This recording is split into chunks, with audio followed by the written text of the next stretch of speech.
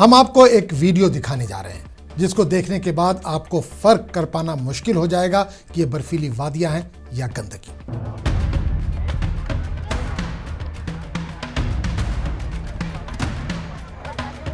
जी हां, ये कोई बर्फानी पहाड़ नहीं बल्कि यह है राजस्थान के किशनगढ़ का वो राज जिसे लोग मार्बल का चांद भी कहते हैं। राजस्थान के अजमेर जिले में वाकई ये डंपिंग साइट एशिया का सबसे बड़ा मार्बल वेस्ट यार्ड है। 700 से ज्यादा टैंकर्स रोजाना 2.2 मिलियन लीटर मार्बल गारा यहां लेकर आते हैं। लेकिन कहानी यही खत्म नहीं होती। हर रोज 5,000 सैयाह और वीकेंड पर 20,000 तक लोग इस सफेद जन्नत को देखने के लिए पहुंचते हैं। 350 एकड़ पर फैला ये मुकाम प्री वेडिंग शूटिंग्स और फिल्मी सीन्स के लिए हॉट स्पॉट बन चुका है, मगर हकीकत कुछ और भी है। माहिरीन के मुताबिक ये खूबसूरती जहरीली भी हो सकती है और इसे आलूदगी का गढ़ कहा जा रहा है।